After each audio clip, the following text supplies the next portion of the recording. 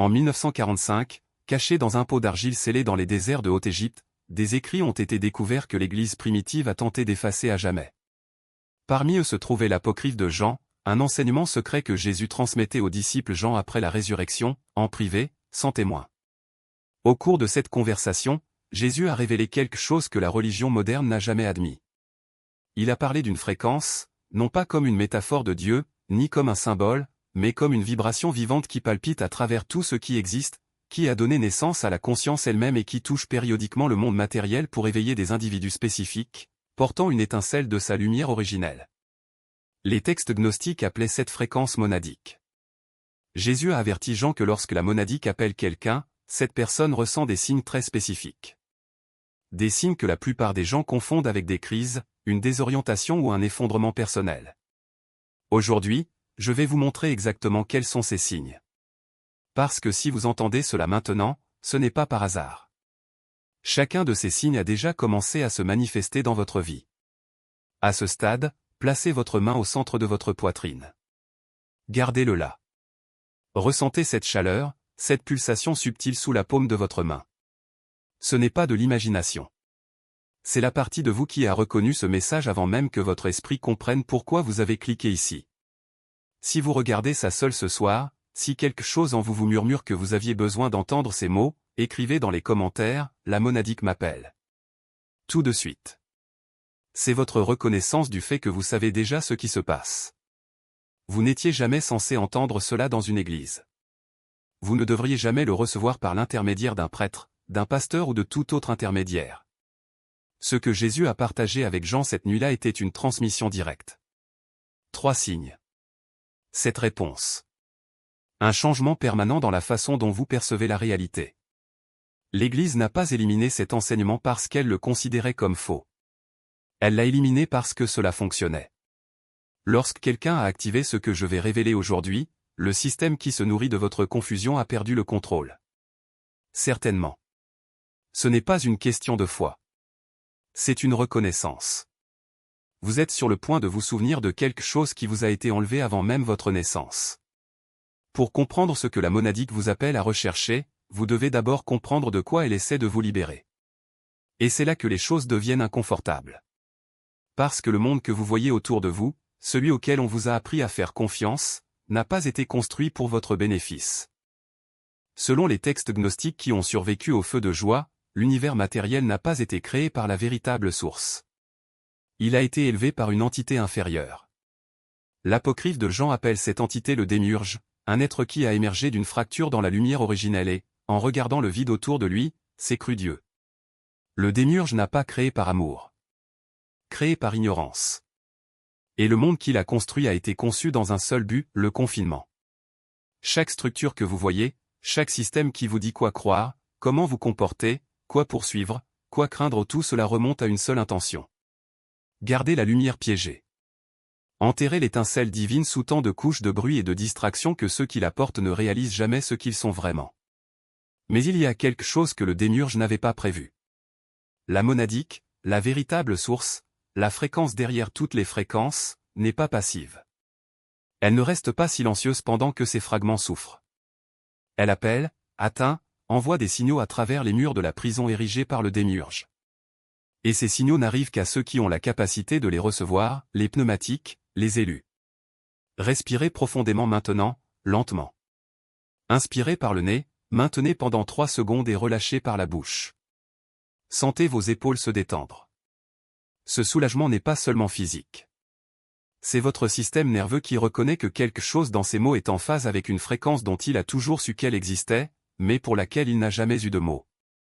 Le démiurge n'agit pas seul. C'est là que la plupart abandonnent, mais c'est exactement là que vous devez continuer. Au-dessous de lui, se trouve tout un réseau d'entités, que les textes gnostiques appellent archontes.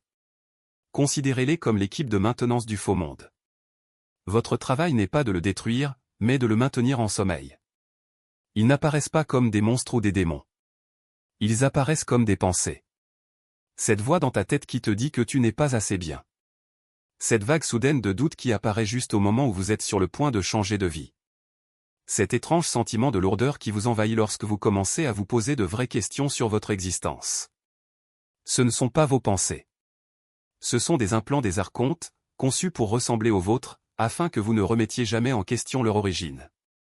Et c'est exactement pour cela que cet enseignement a été effacé. Non pas parce que c'était mal, mais parce que c'était trop nécessaire. Dès que quelqu'un comprend comment fonctionne le système archonte, il cesse d'agir sur cette personne. Les crochets ne peuvent pas s'attacher à quiconque les voit. Dangereux. Ce seul mot explique pourquoi ils l'ont brûlé. Vous devez comprendre comment les archontes maintiennent le contrôle. Ils n'utilisent pas la force. La force vous réveillerait. Ils utilisent la fréquence. Émotion à faible vibration, peur, honte, culpabilité, désespoir. Chacun de ces états génère une énergie spécifique dont se nourrissent les archontes. L'hypostase des archontes les décrit comme des dirigeants qui consomment la lumière de ceux qui ne se connaissent pas. Lorsque vous êtes anxieux, ils se nourrissent. Lorsqu'ils sont désespérés, ils se régalent. Lorsque vous ne savez pas qui vous êtes, vous devenez une source inépuisable de nourriture. Mais lorsque la fréquence monadique s'active dans un pneu, cette source de nourriture disparaît. Vous devenez invisible pour eux. Non pas parce qu'ils se cachent, mais parce qu'ils migrent vers une fréquence qu'ils ne peuvent tout simplement pas atteindre. Mais le problème va plus loin. Les textes gnostiques ne décrivent pas seulement la prison. Ils décrivent les prisonniers. Et ils font une distinction que l'Église moderne refuse d'admettre. Toutes les âmes sur cette planète ne sont pas identiques. Les apocryphes de Jean et l'évangile de Philippe décrivent 3 catégories d'êtres humains. Les premiers sont les iliques, âmes sans étincelle divine, pleinement intégrées à ce monde matériel et pleinement satisfaites de celui-ci. Ils ne ressentiront jamais l'appel de la monadique car il n'y a rien en eux pour recevoir le signal. Ils ne sont pas mauvais. Complétés uniquement dans le système. La deuxième catégorie est celle des médiums. Ils portent une faible étincelle. Ils sentent que quelque chose ne va pas. Ils explorent les religions, les philosophies, l'entraide, mais leur étincelle vacille. Ça ne tient pas. Ils se rapprochent de la vérité et se rendorment. Le troisième, ce sont les pneus, les choisis. Ils portent toute l'étincelle divine de la monadique. Et c'est là que cela s'applique directement à votre vie. Avez-vous toujours eu l'impression de ne pas avoir votre place ici? Est-ce qu'on vous a déjà dit que vous étiez trop intense, trop sensible, trop profond? Avez-vous déjà traversé des périodes où le monde ressemblait à un scénario, comme si quelque chose n'allait pas derrière les rideaux? Avez-vous déjà vécu des moments de clarté soudaine suivis de vagues de confusion qui n'avaient aucun sens? Ce ne sont pas architecture. Je vois les mécanismes. Je ne demande pas la permission d'exister. Je déclare mon existence telle qu'elle a toujours été. Ces mots ne sont pas un plaidoyer. Ils sont une affirmation de fréquence. Lorsque vous les prononcez, vous ne parlez pas à l'univers, vous accordez votre propre vibration à celle de la source. Le son de votre voix, chargé de cette intention, crée une résonance qui traverse les couches de la construction. Les archontes ne peuvent pas bloquer ce qui existe déjà. Ils ne peuvent qu'essayer de vous convaincre que vous avez besoin d'intermédiaires, de rituels, de validation externe. Mais la déclaration n'a pas besoin d'être validée. Elle est. Réponse 5, action. La reconnaissance n'est pas un état passif. C'est un champ de force. Lorsque vous vous alignez sur la fréquence monadique, vos actions cessent d'être des réactions au monde et deviennent des expressions directes de la source. Il ne s'agit pas de faire plus, mais de faire les choses différemment. Chaque choix, chaque mouvement, chaque mot devient un acte de souvenir. Vous arrêtez de chercher du sens à l'extérieur et commencez à le générer de l'intérieur. L'évangile de Philippe dit, la vérité n'est pas venue au monde nu, mais sous forme de symboles et d'images. Le monde ne la reconnaîtra pas sous sa forme pure. Votre action est donc de vivre ces symboles. Non pas comme métaphore, mais comme réalité opérationnelle. Lorsque vous payez une facture, ce n'est pas un acte mécanique, c'est un échange d'énergie entre la construction et votre étincelle. Lorsque vous parlez à quelqu'un, ce n'est pas une conversation sociale, c'est une opportunité de transmettre une fréquence. Même le silence devient action lorsqu'il est chargé d'intention. Réponse 6, détachement. Ne le confondez pas avec l'indifférence. Le détachement est la capacité d'observer la construction sans se laisser entraîner par ses chaînes. Vous voyez l'illusion, mais vous ne la combattez pas. Ce n'est pas nécessaire. Le combat est une dépense d'énergie qui alimente le système. Au lieu de cela, vous le laissez passer comme de l'eau entre vos doigts. Les archontes comptent sur leur endurance pour rester pertinents. Quand vous arrêtez de vous battre, ils perdent le contrôle. Le détachement n'est pas une évasion, c'est la clarté. Vous n'abandonnez pas le monde, vous le voyez avec une précision chirurgicale. Sachez exactement où cela se termine et où vous commencez. Et cette frontière est le point du pouvoir. C'est là que vous choisissez ce que vous absorbez et ce que vous réfléchissez. Réponse 7, transmission. L'étincelle monadique n'est pas un trésor à conserver. C'est un phare. Lorsque vous vous connectez, votre simple présence commence à émettre de la fréquence. Vous n'avez pas besoin de prêcher, de convertir ou de convaincre. La transmission s'effectue au niveau vibratoire. Les gens autour de vous ressentiront quelque chose, une inquiétude, une curiosité, un malaise soudain. Certains s'éloigneront. D'autres seront attirés. Il ne s'agit pas de vous. Il s'agit de la fréquence que vous portez. L'évangile de Thomas dit, quand vous rendrez le dedans comme le dehors, et le dehors comme le dedans, et le haut comme le bas, alors vous entrerez dans le royaume. Ce n'est pas un appel à l'isolement. C'est une invitation à devenir une référence. Un axe.